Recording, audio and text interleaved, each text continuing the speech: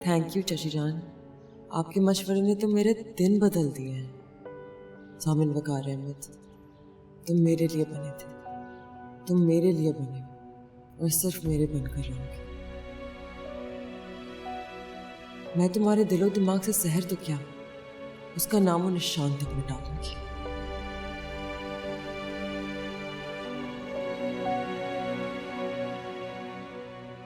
Good morning.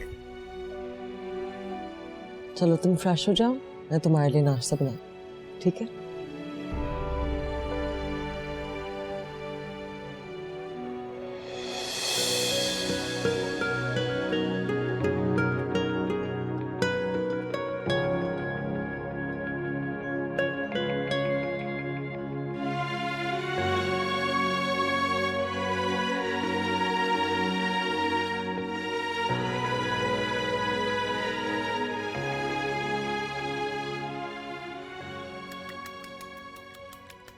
Hareem, ये क्या कर रही हो तुम? क्या हो गया तुम्हें? गुड मॉर्निंग मामा, मैं जामिन के लिए नाश्ता बना रही हूँ। क्यों?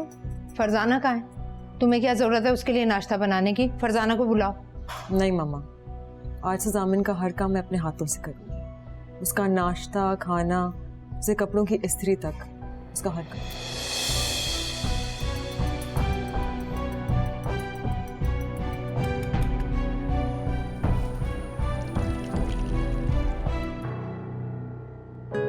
This is for you. खाकर बताना कैसा लगा। Thank you. हम भी इसी मेज पर बैठे हैं और गलती से तुम्हारे माँ बाप हैं। हमें भी अपने हाथ का ऑमलेट खिला दो। Of course मामा, मैं सब कुछ तैयार कर चुकी हूँ, फरजाना बस फ्राई करके ला रही है। तुमने बताया नहीं कैसा लगा? खाने तो दो, खाऊंगा तो बताऊंगा ना। इसमें व्हाइट एंड ग्रीन पेपर्स हैं for flavour, specially for you. तुम चाहो तो इस पे black pepper. Good, thank you.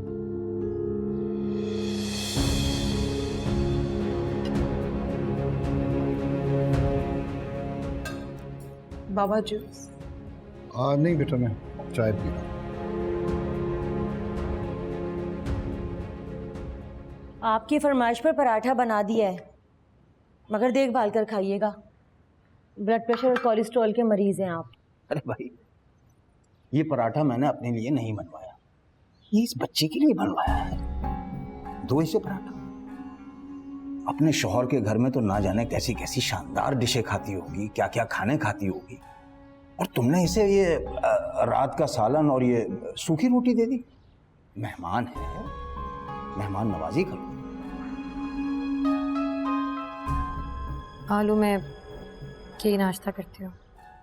अच्छा चलो भाई, पूरा ना सही, ये एक टुकड़ा तो खा लो भाई, तुम्हारे लिए ही तो बनवाया है।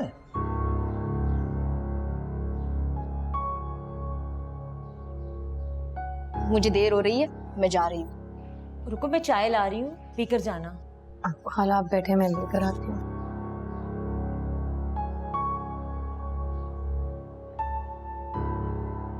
मैं सेंटर जाके पी लूंगी। अल्लाह हाफिज।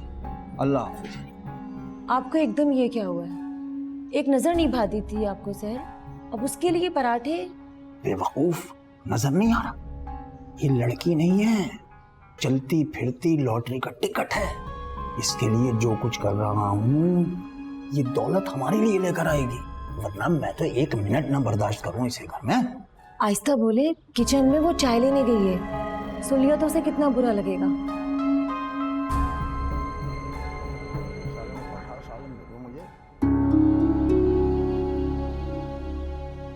ये सलीम खालू को क्या हो गया है? अचानक मुझ पर इतने मेहरबान क्यों हो गए हैं? क्या मैं शम्सा खाला को बता दूं कि रात में वो मेरे कमरे में आए थे, लेकिन कमरे में तो ज़ूबिया भी थी? नहीं, मुझे ऐसा नहीं सोचना चाहिए। शम्सा खाला ने मुझे अपने घर में पनाह दी है। अपने वसवसों से मुझे उनके घर का सुकून तबाह करने का कोई हक नहीं है। क्या हुआ सर बेटा, चाय कहाँ रह गई? जी बस ला रही हूँ।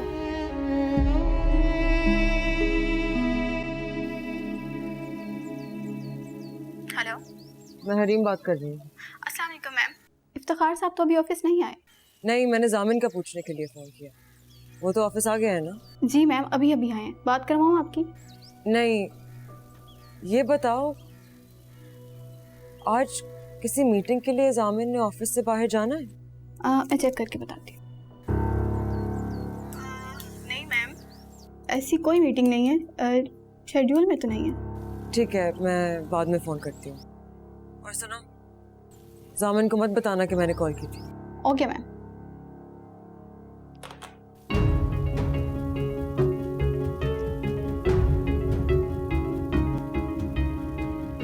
ये लड़की तो बिल्कुल पागल हो चुकी है।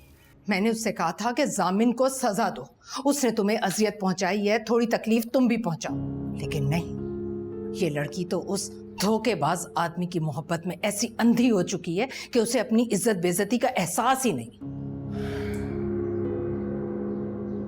तुम्हारी बेटी तो खुश है ना, तो तुम्हें अपनी बेटी की खुशी में खुश होना चाहिए। टिकटिकी पर लटकी है आपकी बेटी की खुशी। अगर आपको याद हो तो आपके दामाद की एक बीवी और भी है। अब वो यहां से जा चुकी है और अब वापस नहीं आएगी।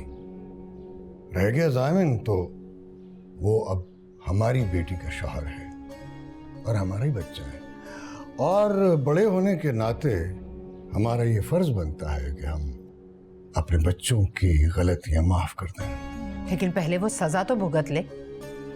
वो तो सजा भुगते बगैर ही राजा इंदर बनकर बैठ गया। देखो राबिया, हमारे दामाद और बेटी का नया नया रिश्ता बना है, और ये जो नए रिश्ते होते हैं ना, ये नाजुक कोंपलों की तरह होते हैं। इनको धूप से, हवा से, हर उस चीज से बचाया जाता है जो उनके लिए नुकसानदेह हो। तुम अभी से उनके साथ ऐसा बर्ताव करोगी तो इसका नतीजा अच्छा नहीं निकलेगा। और अच्छे नतीजे के लिए आपको अपने दामाद की बागें खींच के रखनी पड़ेंगी, और गाहे बगाहे उसे याद दिलाना पड़ेगा कि वो हमारी इकलौती बेटी का शौहर है, और हमारी बेटी की खुशियां हमें बहुत अजीज है।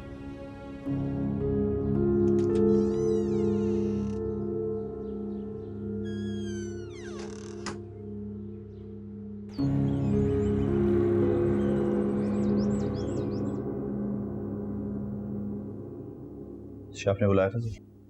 हाँ हाँ, आओ आओ, बैठो।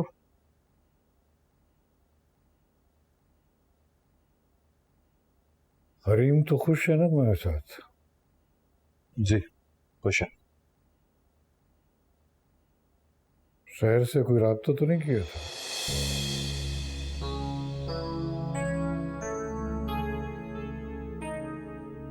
सोच में पड़ गया, इसका मतलब है किया था। जी बात हुई थी,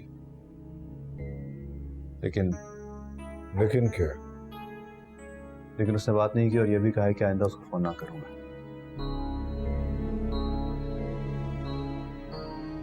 उसका नंबर लिखो यार। किसका? शहर का नंबर, मुझे उससे बात करनी है।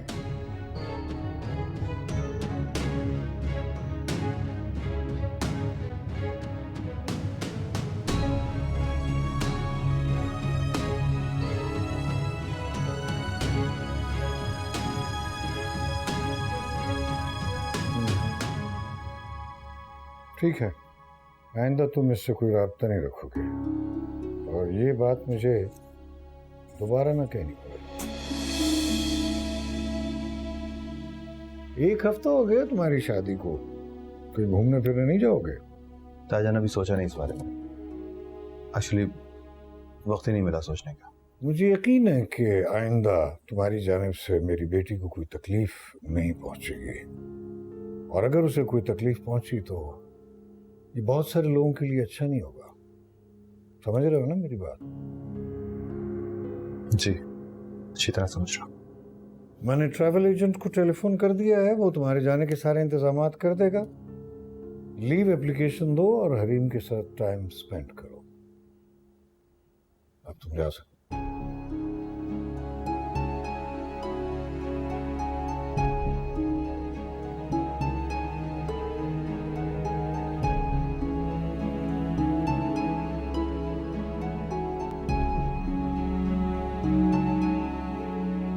मम्मा, मम्मा, मम्मा, परसों जामिर और मैं हनीमून पे जा रहे हैं। अच्छा, कब हुआ ये, और ये सब क्यों हो रहा है? कब कैसे क्यों छोड़े ना। हम स्विट्जरलैंड जा रहे हैं। कितना मजा आएगा मम्मा। पता है मुझे लग रहा है कि मैं खुशी से पागल हो जाऊंगी। और तुम्हारी ये जाली खुशियां देख देख कर मैं पागल हो चुकी हूँ। आप ऐसा क्यों कह रही हैं? हनीमून पर जाने से पहले जामिन से तलाकनामे पर साइन करवाओ।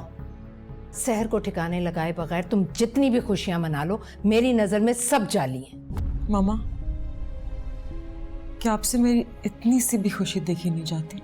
ये खुशी नहीं, धोखा है जो तुम खुद को दे रही हो। और तुम्हारी वजह से हम भी आंखें बंद करके बैठने पर मजबूर हो गए। मामा, आप तो मेरी माँ है। आप तो मुझ पर भरोसा करें। तुम पर तो भरोसा है, लेकिन तुम्हारा वो शौहर, तुम्हारी सास, वो दोनों दो मुँहे सांप है। उन पर भरोसा नहीं किया जा सकता।